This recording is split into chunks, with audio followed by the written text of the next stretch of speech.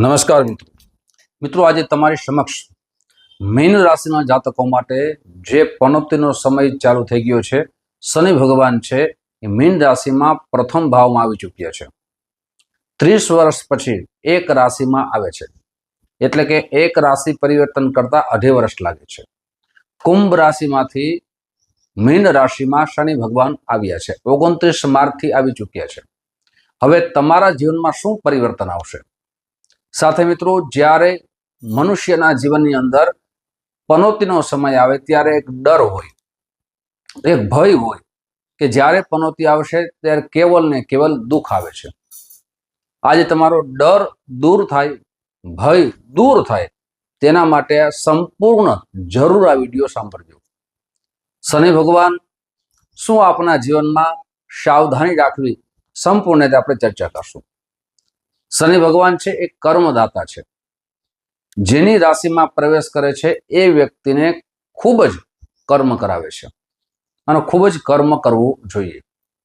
જે વ્યક્તિ કર્મ કરે છે, સત્કર્મ કરે છે, એમના જીવનની અંદર દુઃખ પણ દૂર થાય છે, ભય પણ દૂર થાય છે, પણ કર્મ કરવું ખૂબ જરૂરી છે। કર્મ કેવું? સત્કર્મ। જ્યારે સેવાની ભાવનાનો સમય આવે અને સેવા કરવી જોઈએ।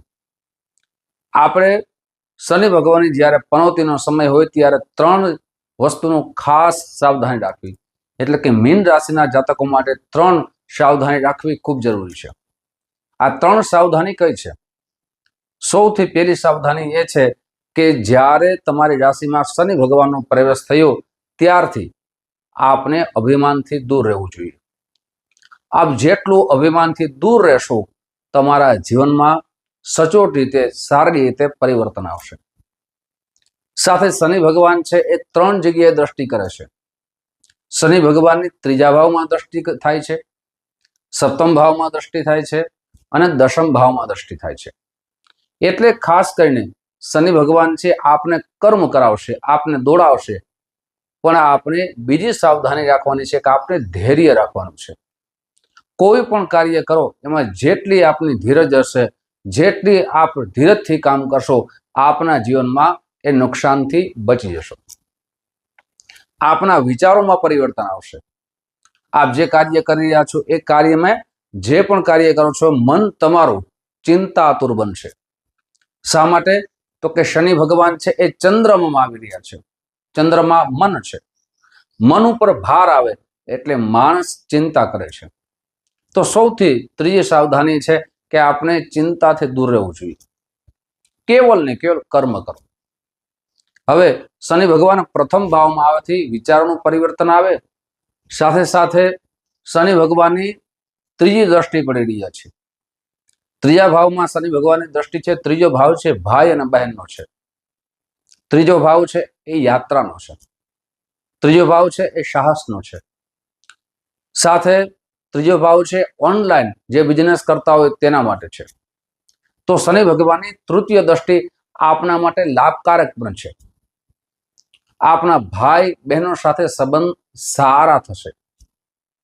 ઓનલાઈન આપ બિઝનેસ કરો છો તો એમાં પણ આપનો પ્રગતિ થશે। આપ યાત્રા કરશો, આપ મુસાફરી કરશો, યાત્રામાં લાભ થવાની સંભાવના વધી જશે। પણ યાત્રા જતી વખતે મનની અંદર સાથે એક વાતની સાવધાની એ પણ રાખવી જોઈએ કે આપને સંગત દોષથી બચવું જોઈએ। આપણે એવા કોઈ પણ વ્યક્તિ હોય જે સમાજ માટે નુકસાનકારક હોય, દેશ માટે નુકસાનકારક હોય, આવા વ્યક્તિથી આપણે ખાસ કરીને બચવું જોઈએ। સાથે જ્યારે સંગત દોષથી બચીએ ત્યારે ન પીવાનું, ન પીવું જોઈએ। જેમ કે આપણે દારૂ છે, આવી વસ્તુથી દૂર રહેવું જોઈએ, તો આપણા જીવનમાં પરિવર્તન આવશે। સાથે શનિ ભગવાનની 7મ દ્રષ્ટિ પડી રહી છે। 7મ ભાવ છે એ લાઈફ પાર્ટનરનો છે। 7મ ભાવ છે એ ભાગીદારીનો છે। 7મ ભાવ છે રોજે રોજ વેપારનો છે। મિત્રો, 7મ ભાવની વિશેષ ચર્ચા કરીએ, 10મ ભાવની વિશેષ ચર્ચા કરીએ, સાથે શનિ ભગવાન તમારી રાશિમાં આવી ચૂક્યા છે તો તમારે કયા ઉપાય કરવા જોઈએ તેમની વિશેષ ચર્ચા કરીએ તે પહેલા એક નમ્ર પ્રાર્થના છે મારા નવા મિત્રો આ વિડીયો જોઈ રહ્યા છો, મિત્રો આ વિડીયો તમને ગમે તો જરૂર ને જરૂર લાઈક કરો, તમારા મિત્રોમાં ખૂબ શેર કરો, જેનાથી સચોટ એના વિશે જાણી શકે. સાથે મિત્રો જે પણ ચર્ચા કરીએ છીએ એ ચંદ્ર રાશિના આધાર ઉપર કરીએ છીએ. જો જન્મ કુંડળીમાં તમારા શનિ ભગવાન ઉચ્ચ રાશિમાં હશે, સ્વ રાશિમાં હશે, તો જીવનમાં પરિવર્તન પણ આવી શકે છે. ઘણી વખત શનિ ભગવાન છે નીચ રાશિમાં હોય, એમની મહાદશા ચાલુ હોય અને મીન રાશિ માટે અત્યારે પનોતીનો સમય ચાલુ છે, એટલે જીવનમાં ઘણું બધું દુઃખ પણ આવી શકે છે. એટલે જન્મ કુંડળીમાં શનિ ભગવાન કઈ સ્થિતિમાં છે એ જોવા પણ ખૂબ જરૂરી છે. સાથે મિત્રો આપને આપણી જન્મ કુંડળી બતાવી હોય તો ઓનલાઈનની વ્યવસ્થા રાખી છે. અહીંયા નંબર આપ્યા છે, આ નંબરમાં સંપર્ક સાધી શકો છો. સંપર્ક કરવાનો સમય, જ્યોતિષ જોવડાવવાનો સમય સવારે 10 વાગ્યાથી લઈ બપોરના 1 વાગ્યા સુધી છે, સાંજે 5 વાગ્યાથી લઈ અને રાત્રે 9 વાગ્યા સુધી છે. સાથે મિત્રો ઘણા બધા મિત્રોના કોલ આવે, કોલ કરીને એક જ વાત કરે, અમારી રાશિ આ છે.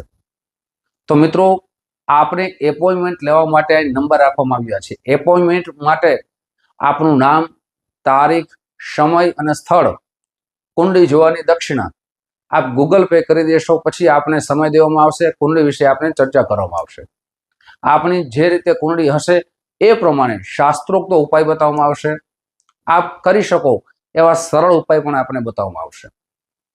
હવે મિત્રો વાત કરીએ ખાસ કરીને સપ્તમ ભાવની શનિ ભગવાનની. તો શનિ ભગવાન સપ્તમ ભાવમાં આવવાથી, દ્રષ્ટિ પડવાથી એક તો વિવાહિક જીવનમાં આપને સાવધાની રાખવી જરૂરી છે. લાભ અને નુકસાન બંને છે. લાભ એ છે કે આપના વિવાહના યોગ નિર્માણ થઈ રહ્યા છે. આપ ઉંમરલાયક થઈ ગયા છો, વિવાહની રાહ જોઈ રહ્યા છો, પ્રયત્ન કરો છો અને આપની જન્મ કુંડળીમાં શનિ ભગવાનની સ્થિતિ સારી હશે તો આ વર્ષે તમારા લગ્ન થવાની સંભાવના વધી જશે. પણ પ્રયાસ તો આપને જ કરવાનો છે. હવે નુકસાનની વાત કરીએ તો આપને આપના લાઈફ પાર્ટનર ઉપર શંકા કરવાની જરૂર નથી, વિશ્વાસ કરવાની જરૂર પડી શકે. સાથે ભાગીદારીમાં આપ કોઈ બિઝનેસ કરો છો તો ભાગીદારીની અંદર ખાસ કરીને સાવધાની એ વાતની રાખવી કે આપનો કોઈ પણ પ્રકારે ઝઘડો ન થાય. આપના ક્રોધ ઉપર આપને કંટ્રોલ રાખવાની જરૂર પડી શકે છે. આપના વ્યવહાર ઉપર જે પણ વ્યવહાર કરો છો એ ઉચ્ચ કોટીનો છે કે નહીં એ સાવધાની રાખવી જરૂરી છે. સાથે રોજે રોજ રોજગારમાં આપ પ્રગતિ કરશો, પણ આપની વાણી ઉપર જે ન બોલવાનું હોય આવું ન બોલશો, જેનાથી આપને નુકસાન થઈ શકે. વિવાદથી દૂર રહેવું આપના માટે ખૂબ જરૂરી છે. શનિ ભગવાન ક્યારે અશુભ ફળ આપે? જ્યારે આપણા ખરાબ જે પરિણામો છે એ ખરાબ રસ્તા ઉપર ચાલીએ, આપણા કર્મોમાં સુધારો ન કરીએ, ત્યારે શનિ ભગવાન છે અશુભ ફળની પ્રાપ્તિ કરાવે છે. સાથે શનિ ભગવાનની દ્રષ્ટિ દસમ ભાવમાં છે. દસમ ભાવ છે એ કેરિયરનો છે, દસમ ભાવ છે એ કર્મનો છે, દસમ ભાવ છે પિતાનો છે. ખાસ કરીને તમારા કેરિયરમાં પરિવર્તન આવશે. તમે એક જગ્યાથી બીજી જગ્યાએ પરિવર્તન જવાના યોગ નિર્માણ થઈ રહ્યા છે. આપ નોકરી કરી રહ્યા છો તો નોકરીમાં પણ પરિવર્તન થવાના યોગ નિર્માણ થઈ રહ્યા છે. સ્થળ આપ જે જગ્યાએ રહ્યો છો ત્યાંથી બીજી જગ્યાએ જવાના પણ યોગ નિર્માણ થઈ રહ્યા છે.